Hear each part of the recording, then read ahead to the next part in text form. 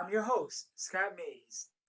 Today we have another special guest, James Doneski, who is an English teacher at Nashua High School North in Nashua, New Hampshire. Welcome to Unmuted.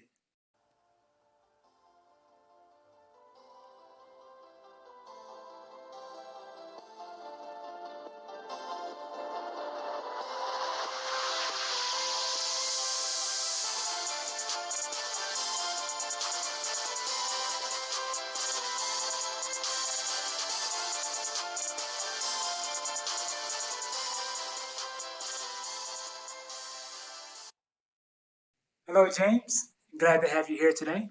Thank you. Tell us a little bit about what you do.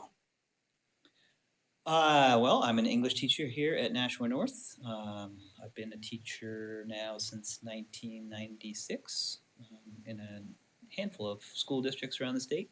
I've just been in Nashua now for 2 years. Oh, excellent, excellent. So when you're not teaching, you spend a lot of time teaching. When you're not teaching, what do you like to do?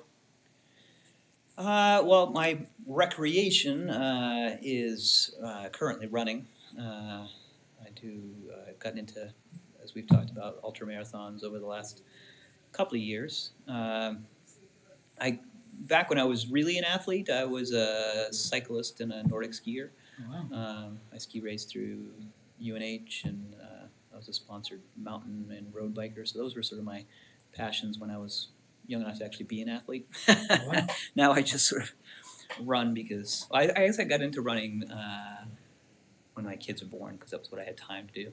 As I was going to ask you, like, what got you into running? Not many people like to run.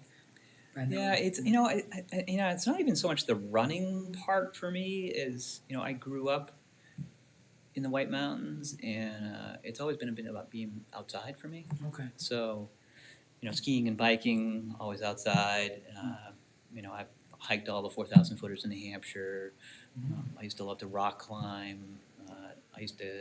In the beginning of my career, I spent a lot of vacations taking kids on backpacking trips. So pretty much anything outside, that was really my goal. So with ultra running, it's all trail racing. So Yeah, it's yes. basically like speed hiking essentially.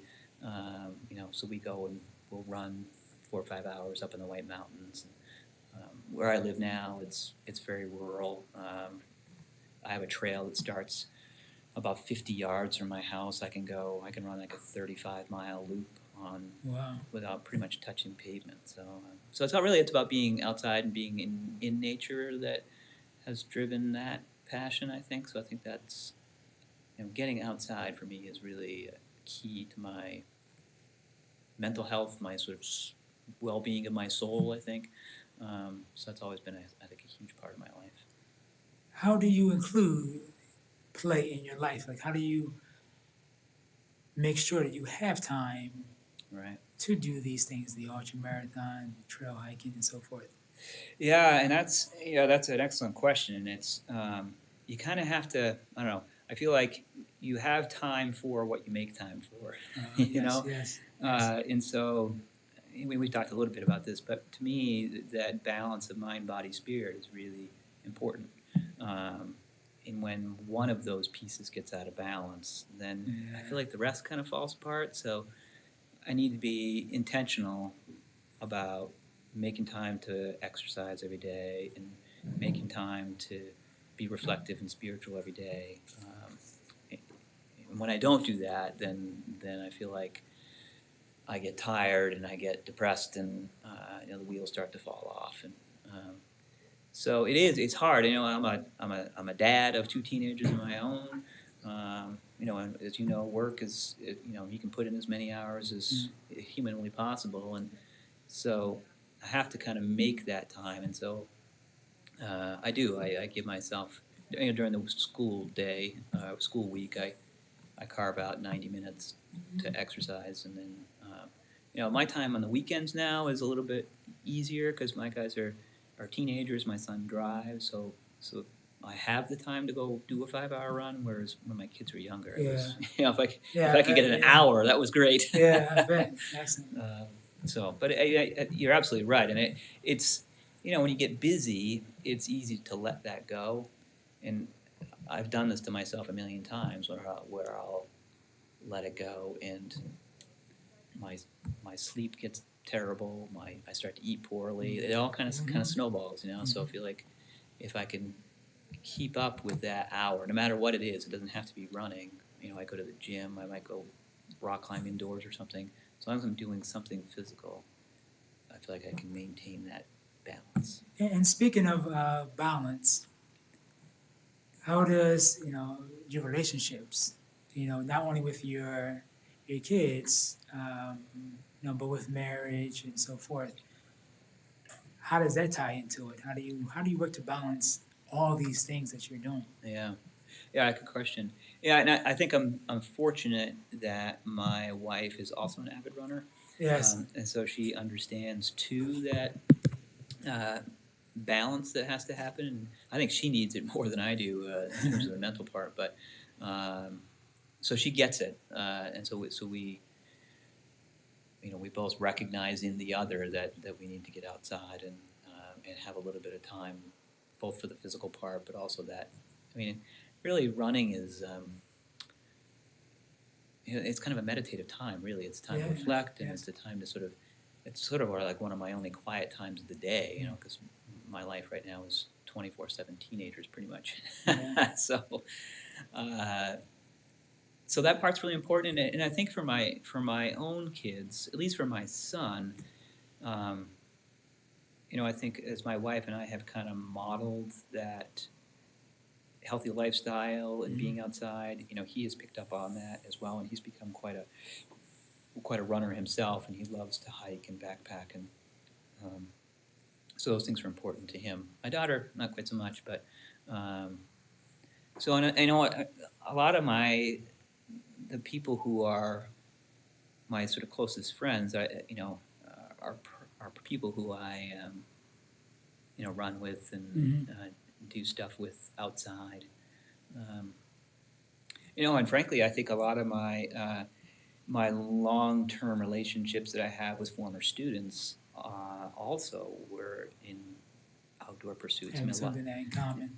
Well, yeah, they're kids that I either took backpacking or coached in skiing.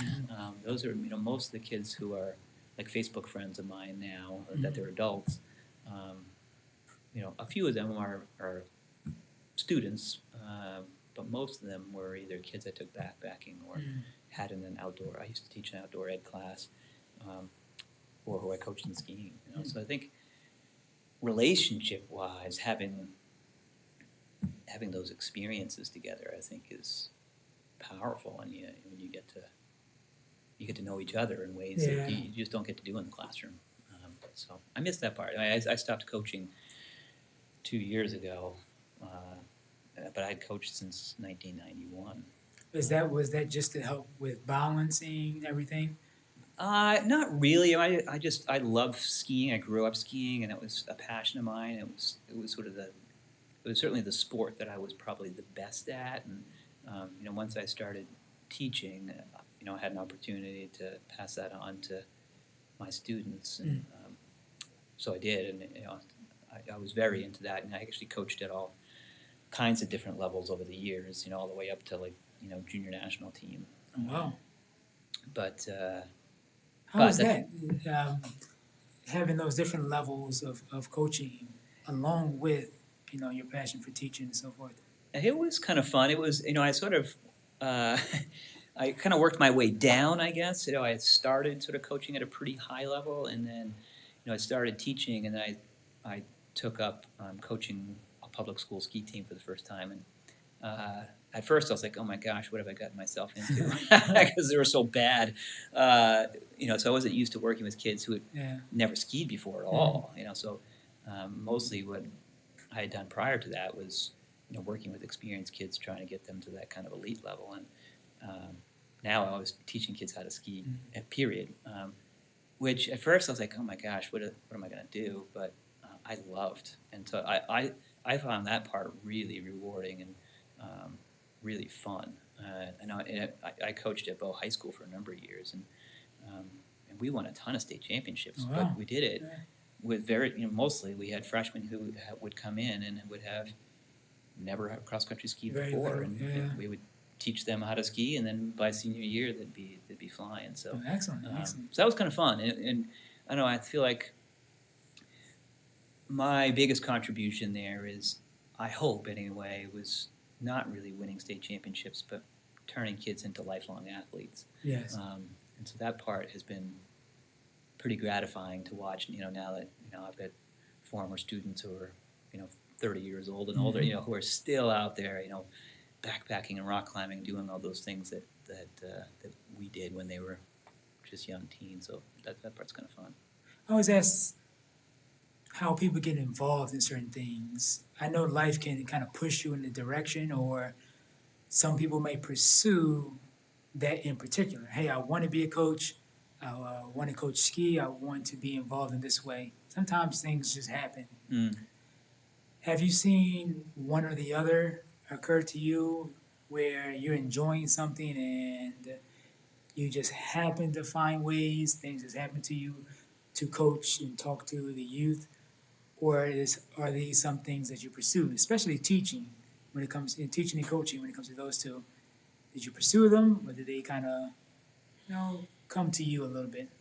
Yeah, that's a good question.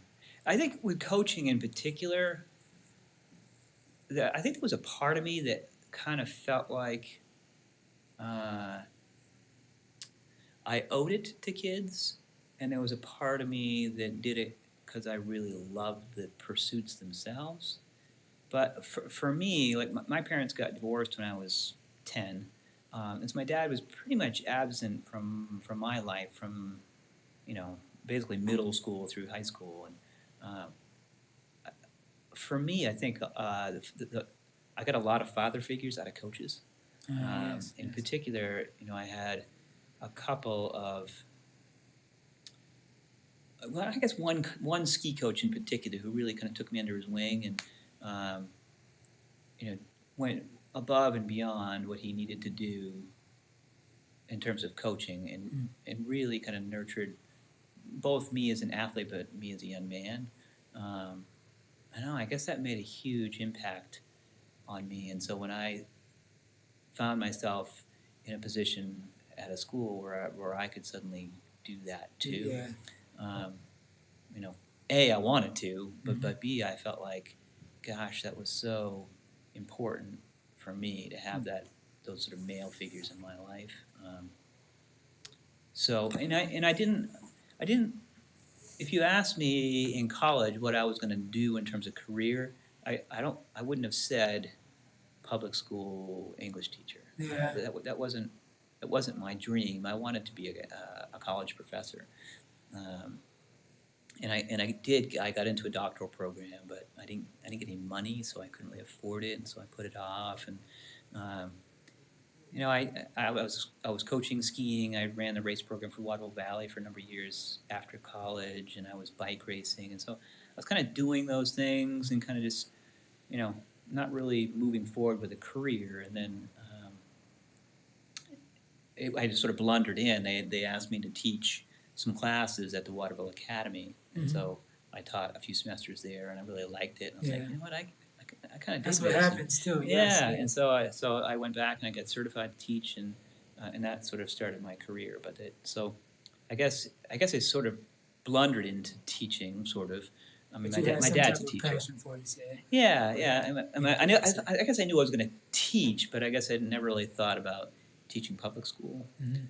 My dad was a middle school and elementary teacher for 40 years or whatever, so it's not like teaching was like totally alien in our house. But that experience at Waterville, I mean, I guess it started with me coaching high school kids and sort of enjoying those relationships for a few years, and then it kind of morphed into doing a little bit of teaching with the coaching, and then it was like, oh, this is kind of cool. I was, I don't know, whatever, 28, 29 at that point. I was like, well, it might be time to actually think about a career. So, and I'd been doing the bike racing thing for quite a while at that point. I was like, well, might be time to try it out. Grow up. I understand. You talked a little bit about your family. How was it growing up? From some of your earliest memories to high school and then moving on. Yeah, I mean, there's no doubt that those were sort of formative experiences. I grew up on a hippie farm in rural New Hampshire. Um, so being outdoors and being connected to nature was just sort of part of it. We had sheep and chickens and horses, and Mm-hmm.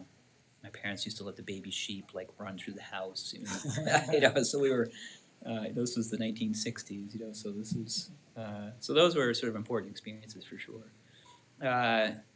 Even when my parents split, we stayed in the White Mountains area. So um, there's no doubt that had a huge impact on my passions and interests. Mm-hmm. My mom got remarried, so I grew up in a big family. There was 6 kids. Mm-hmm.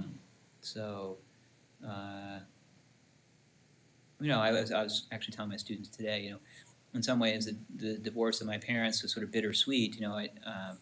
Certainly not having that father figure in my life for those years is certainly had some negative implications. But he taught overseas. He moved overseas and taught in American international schools, and the result was I got to travel in Europe and the Middle East, Mm-hmm. most summers, which was that's a pretty incredible Yeah, experience yeah. for a kid For a from young kid, rural New yes. Hampshire. So that's what I spent most of my high school summers doing. I was pretty lucky. And my mom remarried, and so that gave her the sort of financial stability, and you know, frankly, it enabled me to go to college. I'm not sure, you know, what I would have done about going to college if my mom had remained single. And Yeah. my dad on his, he was working overseas in pretty good schools, but not making a whole lot of money probably. And so I mean, I think I benefited, quite a bit from that for sure. So as you kind of moved forward through high school, um, kind of a few questions there. Mm-hmm. How was high school for you? And as you begin to end high school, who helped you with college decisions and so forth? Right. Yeah. Good question. Yeah, high school was sort of an interesting journey for me. It's funny when I look back at 8th grade. In some ways, I was sort of on top of the world. Like I was student body president. Oh. I was one of the best athletes in my school. Um, an excellent student, and I was one of like the 5 best math students in my grade. Uh, and then I seemed like I got sort of more and more lost as high school went on, which was kind of interesting. I certainly found my passions. I started. I didn't start skiing until I was a sophomore in high school, but really fell in love with that. But was kind of lost. Was very. I mean, my home life was. We were sort of used to politics, and as I said, I grew up kind of on a hippie farm, so sort of liberal politics was sort of big for me in high school. So I got very interested in political protest and whatnot, and certainly was fairly politically active. I think for a high school kid anyway at that time. But so I was kind of directionless. I think in a lot of ways. I had a lot of friends, and but was kind of just pretty distracted by all that stuff. Partying and being with my buds and girlfriends, and so I don't know. In some ways, I think I kind of lucked out. I was smart and a pretty good student, kind of naturally. Mm-hmm. I don't think I worked very hard at it. So, which I think came back to bite me later.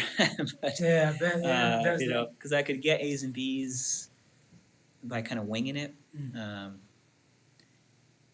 So anyway, I got to senior year, and I really had no idea what I wanted to do, and no one in my house had really gone to college. My dad had gone to college, of course, but he was overseas, yeah. so that wasn't really any help. So I didn't really have any help with college applications, and I had no idea what I wanted to study. I went into college as a biology major, and came out an English major. So so sort of all over the map. But So I think I ended up applying to 2 schools, and I got into 1. So the choice was pretty easy, really. Yeah, straightforward. Yeah, yeah. So, which now that my own son is, we've started to look at colleges together. But boy, I wish I had some more guidance. Because it's a complicated and daunting process, and there's so many schools, Yeah. and there's this, and how do you know at that age, like, what the heck you're gonna do? It feels like for the rest of your life. yeah, it's fairly overwhelming. But that was not my problem. My problem is I just really didn't think about it very much. I had nobody there sort of prodding me, reminding me to, hey, we should be looking at this. Hey, have you thought about these options? I was too interested, particularly by senior year. I was too interested in hanging with my buds and having a good time than the future. Yeah.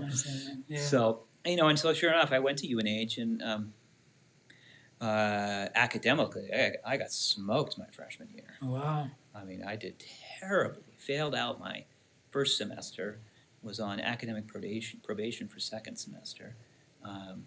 Just had no idea how to study, and how to get by. My first semester was sort of the classic, rural kid goes to college for a semester. I partied and, had a blast, made some great friends, but, It's not.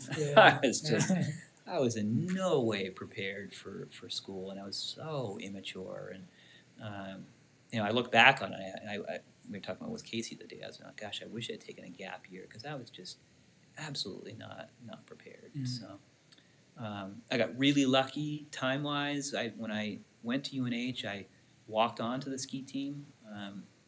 It just happened to be a year when the team wasn't quite as competitive as it had been in the past, and so I worked hard in the fall. So that part I took seriously anyway, and I improved dramatically in skiing, and so I really think that saved me, because I really wanted to. Made the varsity team my freshman year and got to travel with a team, and so having some of those mentors. So, but by the time of my sophomore year, I'd kind of gotten my stuff together, and from there on out, I did academically really, really well. Excellent. But Yeah, the it took a while. change there. Yeah, so Yeah. you talk about the mentors. Having some peers that at least some guys who were a little bit older than me, juniors, seniors in college who had grown up a little bit, and they're still out, partying and carousing a little bit, but it was way under control, and so I think I grew up quite a bit in that time too. So Yeah. but yeah, I was wholly unprepared. My experience in high school left me wholly unprepared for. So I said now, when you're looking back, sometimes the first question is, did you expect to be, where you are now? I'll leave that there.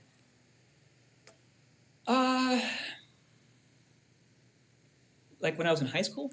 And kind of like the overall view, not just, you talk about career-wise. Well, it's something different that happens. But, with family, where you're living, running, and all the other things you do, extracurricular activity that you're involved in, as well as family. Like, did you expect that to be a big part of your life? Yeah, I don't know. I mean, I guess I'm not surprised that I'm still athletically involved. I mean, again, that was such a huge part of my life, and I think for me, sports in particular have been a way. It's sort of that one thing I feel like I can control, Yes, is my that. body. Yes. Which is sort of a dangerous game, I suppose, especially when you get to my age. But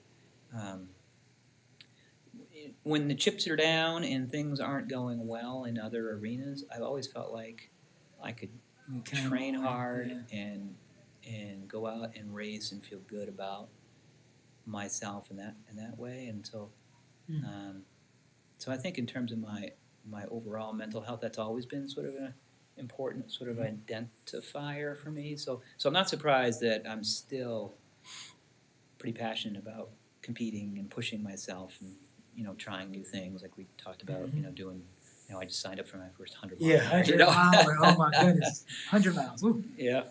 So obviously I've never done anything like that. So I'm trying to sort of keep fresh and try different things and whatnot. But I'm not sure I ever really thought too much about what I would do in terms of family. Like I never really sort of imagined myself married with 2 kids and what that would be like.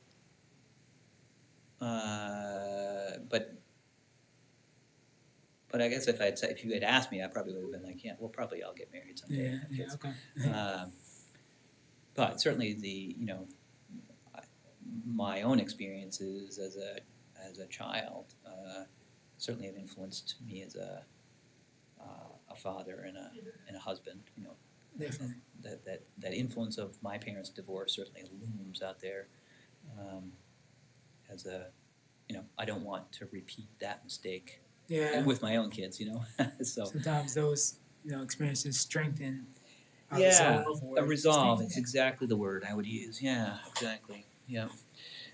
So no, I mean, but other than that, yeah, I think, yeah,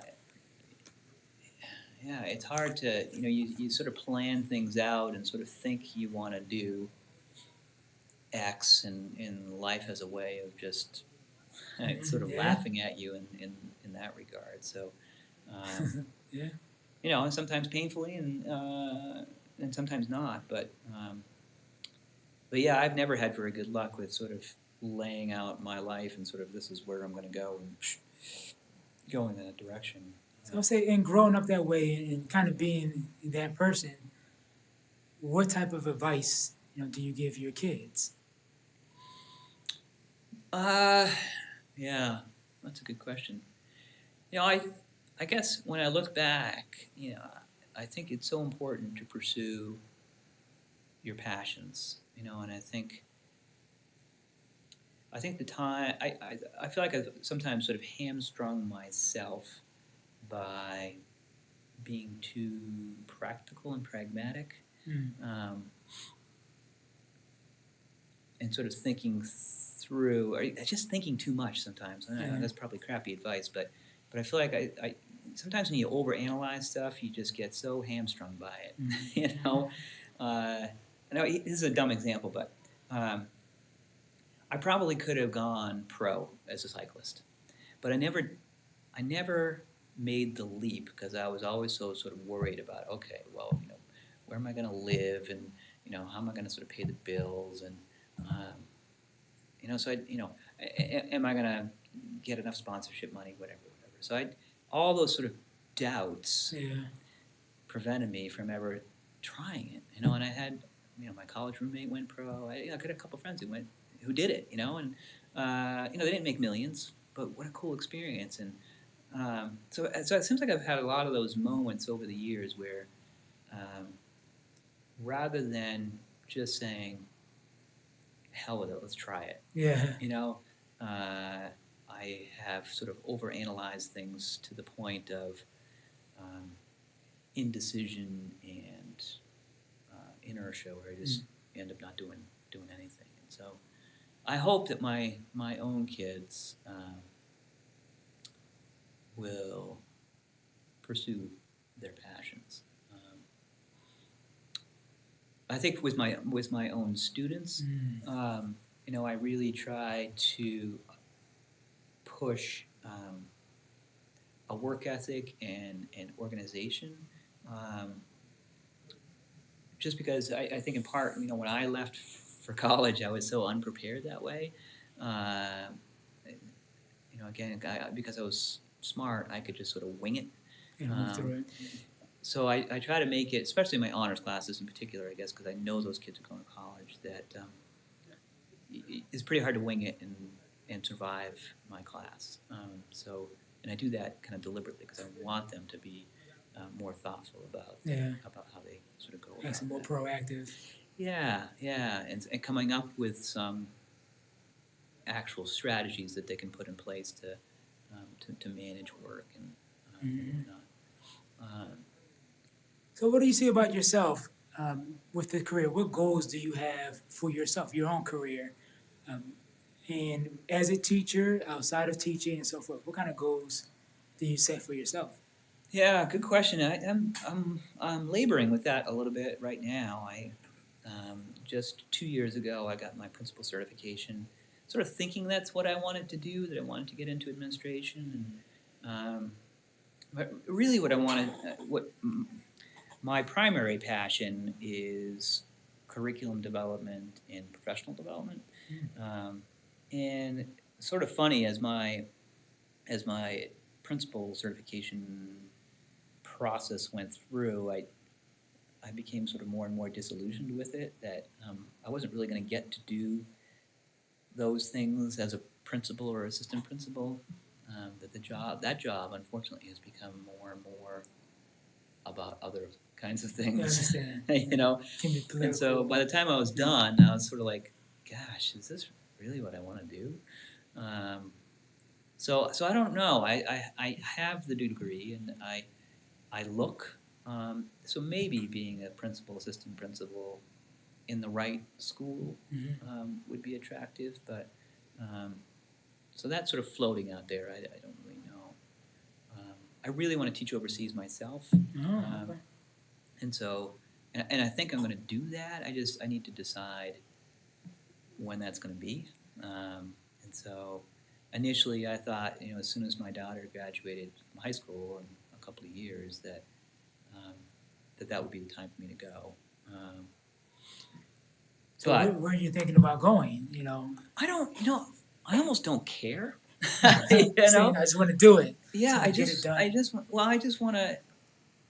I love exploring. Mhm. I love new places, and I guess spending those summers overseas. There's so many interesting places in the world, and so honestly, I'm sort of less interested in like Europe. I'd be more interested in like South America or Central America or even Africa. Um, and those are sort of most interesting to me, I guess. But honestly, I don't really care.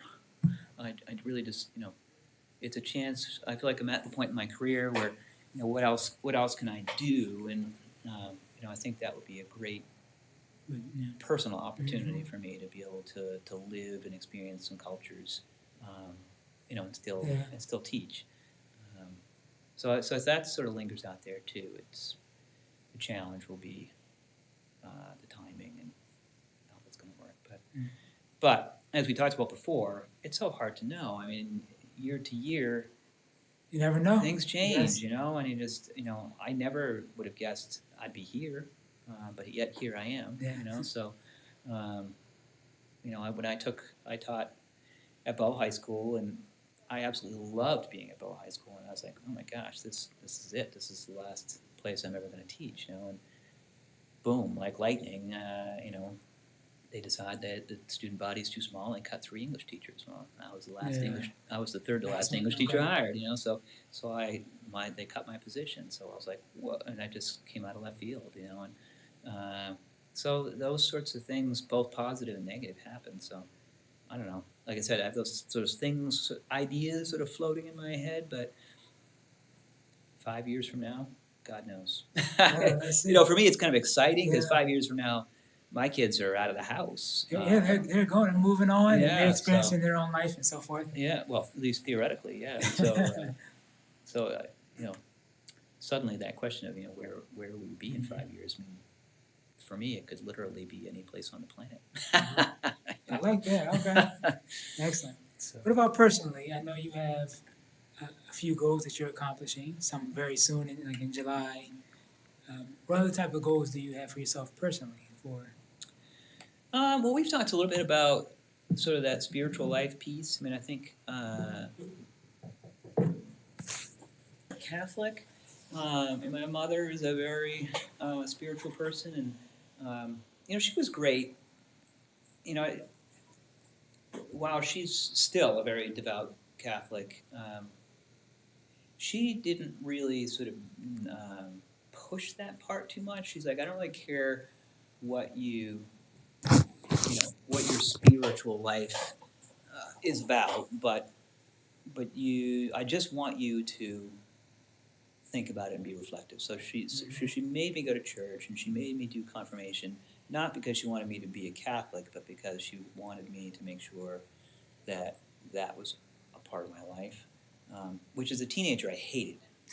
I was so bitter about that, and was this sort of the classic you know condescending teenager, like I had all the answers, and you know Yeah, weren't we all? Yes. all those bad things about organized religion that I knew, and certainly after I left high school, I was not involved with any religious practice at all, really, until I turned maybe I don't know, maybe it was my late 20s. I was still kind of curious about it, so I certainly would read spiritual things, and but for about a year I practiced Buddhism when I was just starting my teaching career, so that would have been mid '90s or something, and really enjoyed that. So sort of fell in and out of sort of spiritual practice over the years, and it wasn't really until my kids were born that my wife and I sort of started having those conversations like, oh, geez, okay, as parents now, what do we want to do? Sure, yes. And again, we kind of floundered, and we tried all kinds of different churches. We went to the Unitarian Universalist Church for a while, and we tried some Catholic churches in our area, and blah, blah, blah. We tried a bunch of different churches, and ultimately, we didn't raise our kids in any sort of spiritual way, which I sort of regret a little bit. But I just recently, like within the last couple years, kind of recommitted myself, and so I started going to a local church because it's close, and the pastor was a very bright guy, and it just kind of forces me to be reflective, and as we talked about before, that sort of balance piece. Yes. I don't think I'm a very good Christian, and I'm certainly not a very devout Christian. But it does force me to be reflective and to think about my practice, and that's sort of part of my life. And so I'm hoping I can. One of my goals for 2017 is to. I shared with you to try to do like a retreat maybe once a month, and try some different things. Yes. Some different. There's some different sort of Buddhist programs around. I went. Earlier and did this Ignatian prayer conference thing. It wasn't for me, but it was interesting anyway. But it's good to have those experiences. Yeah. So I'm trying to get better at that, make that sort of third pillar of my life a little bit stronger. So I certainly, in terms of my personal development, I hope that continues. But and who knows what's going to happen with running? I mean, I'm getting close to 50, so the body doesn't hold up quite the way it used to, for sure. So I mean, who knows? I mean, 5 years from now, I might not be running at all, but I hope I'll be doing something. I mean, and as I said, being outside is sort of the big part for me. So if I don't really necessarily need the competition part. So if I can be canoeing or kayaking or fly fishing or whatever, something that's not quite as academic or athletically rigorous, maybe. It still gets you outdoors. Still gets you in nature. Yeah. Yes. I like to hunt. So I don't get to hunt quite as much as I'd like, because I'm always sort of training and racing and that kind of stuff, and maybe I'll do more than that. I don't know. So. Leaving it open. Excellent. Yeah, we'll see. Where do you see yourself, like your retirement? Like, you talked about traveling and so forth. And retirement. Now that the career is set, you're doing just things that you want to do, in a sense. You always hope to be in that position. Where do you I don't know. I honestly, I started to look at it, and it's daunting. I mean, we're never gonna retire, dude. We're working to the grave. The way things are going, I understand. Yeah. So I don't know. I mean, that's a is frustrating. That's a huge piece, for sure. So, yeah, I have to be very careful about that, because my pension right now is pretty much my only retirement for the most part. So, um, yeah, that's a big limiter.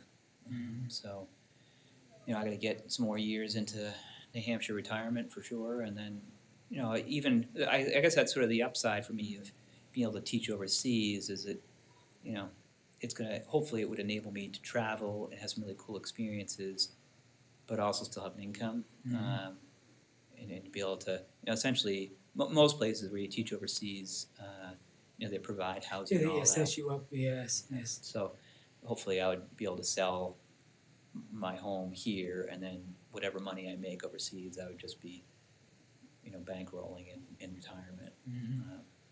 So, but yeah, that part's kind of daunting, and it's, as you talked about before, it's, where do you see yourself? And I don't think anyone sort of sees themselves teaching for 40 years, but that may be what Sometimes it happens. happens. Yes, you you just end know? up flowing with it.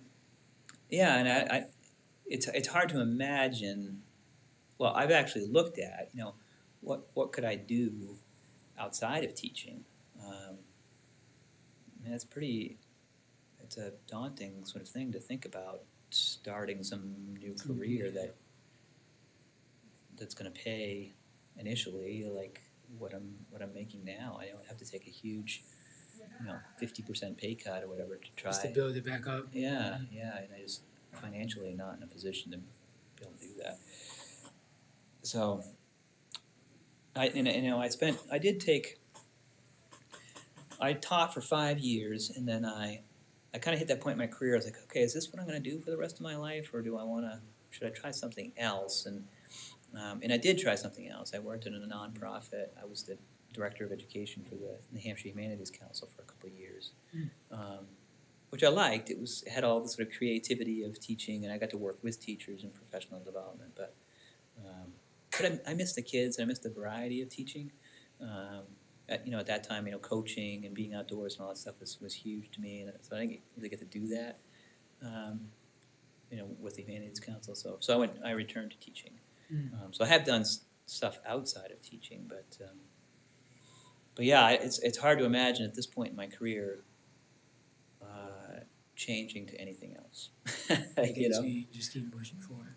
Yeah, I mean, I wish I could try something else. Like, I mean, had I to do it over again, I think I could have enjoyed being an attorney of some sort, or I mean, who knows? Yeah. And last piece, one of the last questions I'd like to ask is, how do you want to be remembered? Oh boy, yeah, that's a I good one. Yeah. I'd like to ask that piece. What do they call that? Your not your epitaph values, but yeah. So, I guess the part about teaching's pretty is kind of a grind in a lot of ways, and you don't get a lot of thank yous. Yes, especially here. Yeah. Well, really anywhere. I mean, even in some of those, I've taught in some pretty good schools, but you do get them, and every once in a while I'll bump into a kid who I haven't seen in a really long time, and or I'll get a Facebook message or a friend request from a kid I haven't heard from in 10 years or whatever. And every once in a while, one of those kids will be like, you know what, you were my favorite teacher. You impacted me, this way. Like, well, today I got an email today from a teacher here. It said, such and such student said, you're the best teacher he ever had. Yeah. That you taught him, all about the philosophy of life and different sort of psychology, and that you made a huge impact in him. Wow. It wasn't even a kid that I felt like I really particularly connected with. So you never know. So I guess, sorry, that's a sort of a roundabout way of answering your question of that. I hope that I've had sort of life-changing impact on some kids, and I know it's not every kid, but I guess I've taught long enough now to know that I've definitely changed some kids' lives. And, Yeah. I mean, that's what more can you ask for? Yeah. That's Yeah. huge. That's really big.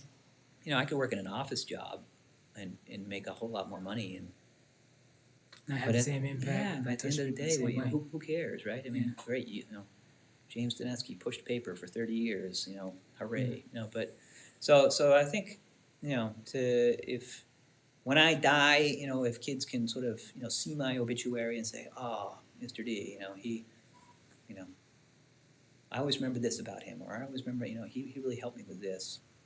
Yeah. I got 10 kids who said that. I don't know. That's a win. Yeah. Wow. Yes.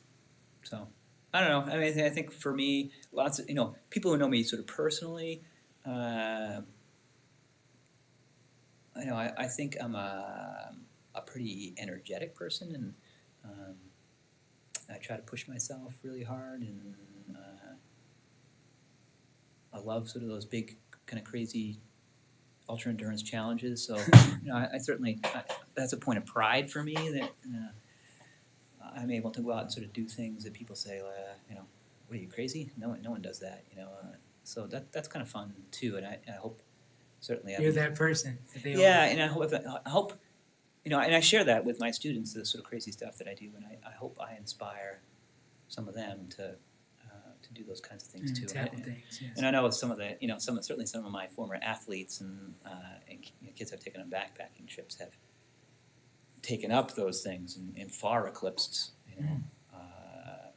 what I have done, and again that's super gratifying. There's a young man who's really involved in rock climbing up in northern New Hampshire. I just bumped into him probably. I had him as a student a million years ago, but I just bumped into him probably 3 years ago. I remember I took him rock climbing for the very first time. Wow.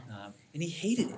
He didn't like it. He sort of kind of went through the motions, and he did a little bit of it, but just he wasn't real into it. He was a pretty good athlete, but he just wasn't his thing. And now he's unbelievable, right? And he climbs way harder stuff than I could ever do, even back then. So I love that. That's wicked cool. Lad, I remember. Wow. Do you remember that time we went rock climbing that very first time? Wow, yeah. So I don't know, that stuff's cool. When you see those kids, skiers, students, right? They become, here I'm this lowly little high school English teacher. I've got kids who are off, being, college professor here and there. That's wicked cool. So I love that stuff. So. What about in terms of your family and so forth? What type of way would you like to be remembered to those extremely close to you? Well, that's a good question. I don't know. I mean, I hope I have inspired. And I think I've tried pretty hard to be a role model. We talked a lot about sort of athletic pursuits. Certainly for my son, he has sort of grabbed onto that, and he's very driven. But I hope academically too that both my kids are smart. I never think they're working quite as hard as I want them to be, but I hope at some point that kind of catches on with them, and that. I hope they go to college and that they're successful there, and that they're able to go and pursue their passions, and that they'll look back on the things that my wife and I did for them as parents that were really important. Silly things, not really silly, but like my daughter is when she was little, she was super passionate about wolves. It's just one of those sort of random things, and so she got a gift from a aunt and uncle, and so we made her write a thank you note. And so she writes this big elaborate thank you note, and she's telling my aunt and uncle about how we're going to spend the summer in Colorado living and working with the wolves. And my wife and I are just howling, laughing, and reading this letter like, does she have like another family that we don't know about? But we had gone to this animal program that featured wolves from this Yeah. rescue place in Colorado, and she totally had this sort of passion and fantasy about doing this. And so, after my wife and I are done laughing, we're like, you know what, we could actually do that. And so we did. I spent, I don't know, 4 or 5 months planning this trip, and we spent most of the summer.